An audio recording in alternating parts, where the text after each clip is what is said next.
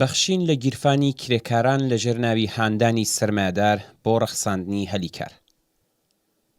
ڕۆژی شەممە 29 مانگی گەلاوێش شۆڕای باڵای هاوئاهەنگی ئابووری بەرپرسانی دەسەڵاتەکانی دادوەری بەڕێوەبەرایەتی و یاسادانانی ڕژیم بەپێی پەسەندکراوەیەک لە غەرامەی ئەو خاوەنکارانەی کە قەرزی ڕێکخراوی دابینکردنی کۆمەڵایەتیان نەداوە خۆش بوو بەو مەرجەی کە ژمارەی کرێکارانی لە سەرکاری خۆیان زیاد بکەن.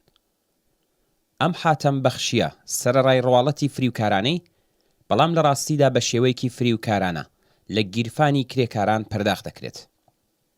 ئاشکرایە کە هەر خاوەنکارێک دەتوانێت هەر چەند کرێکارێکی زیادی بۆ ماوەیەکی کورتدا بمەزرێنێت و دوای لێخۆشبوون لە غەرامەکانی لە سەرکار دەریان بکات.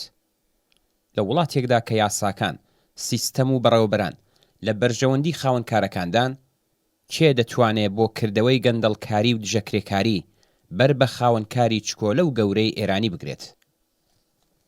ڕێکخراوی دابینکردنی کۆمەڵایەتی کە نیوەی دانیشتوانی وڵات و بە تایبەت کرێکارانی خستۆتە ژێر پۆششی خزمەتگوزاری بیمەوە تووشی قەیرانێکی قوڵ بووە. بەپێی ئەو سیاسەتە دیاری کراوە کە هیچ کاریگەریەکی لەسەر ڕەخساندنی هەلیکار نابێت، قەیرانەکەی قوڵتریش دەبێتەوە. قەرزداربوونی زۆر و زەوەندی دەوڵەت و خاوەنکارەکان بە ڕێکخراوی دابینکردنی کۆمەڵایەتی و نەدانی حەقی بیمە بەم ڕێکخراوەیە لەلایەن خاوەنکارەکانەوە تەنیا بەشێکە لە هۆکارەکانی ئەم قەیرانە. ڕێژەی قەرزداربوونی دەوڵەت بە ڕێکخراوی دابینکردنی کۆمەڵایەتی ڕوون نییە. دەڵێن گۆیا ئەم قەرزە لە کۆتاییەکانی ساڵی ڕابردوو 450,000 میلیارد تمەن بووە. کابینە یەک لە دوای یەکەکان بۆ دانەوەی بەشێکی کەم لەم قەرزانە بەم ڕێکخراوەیە، ئەو کارخانانەی کە تووشی قەیران هاتوون و قازان گیان کەمە بە نرخێکی زۆر بەم ڕێکخراوە دەفرۆشن تا قورسایی هەزینەکانی بخەنە سەرشانی کرێکاران و دابینکردنی کۆمەڵایەتی لاوااستر بکەن.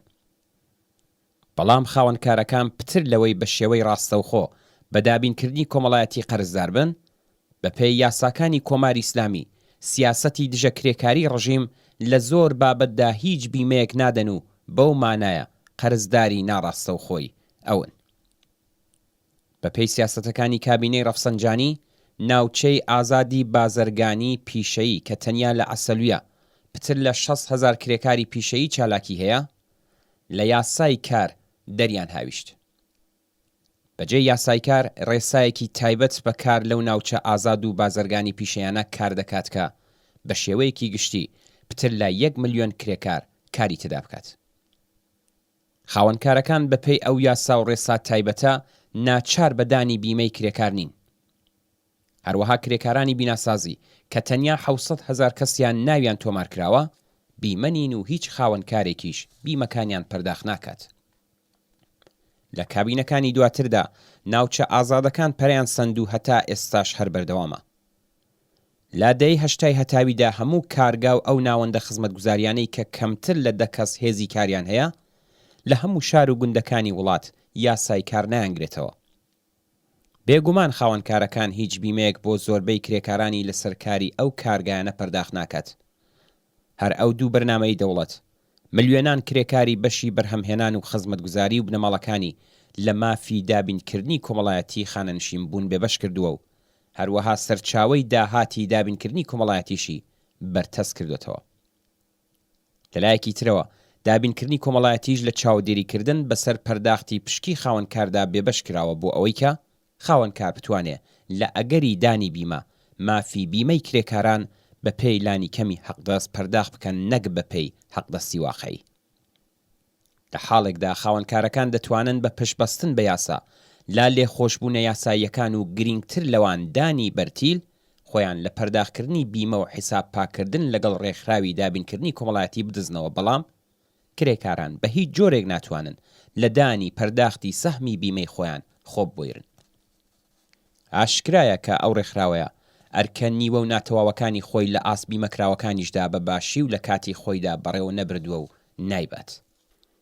کەم نین ئەو کرێکارە ژن و پیاوانەی کە لە دەست ئەم ڕێکخراوەیە و گەندەڵیەکانی و شرکەت و ناوەندە خزمەتگوزاریەکانی وەزاڵە نەهات بێتن.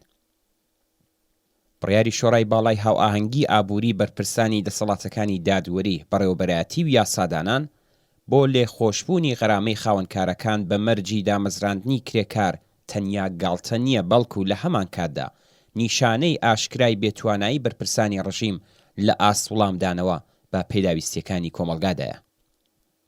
کرێکارانی لەسەر کار و خانەنشینکراو بە هەر ڕادەیەک کە بتوانن خەبات و ناڕەزایەتی خۆیان قوڵتر و بەرینتر بکەنەوە، هەر بەو ڕادەیەش دەتوانن بەر بە پێشێلبوونی مافەکانیان لەلایەن خاوەن کار و دەوڵەتەوە بگرن.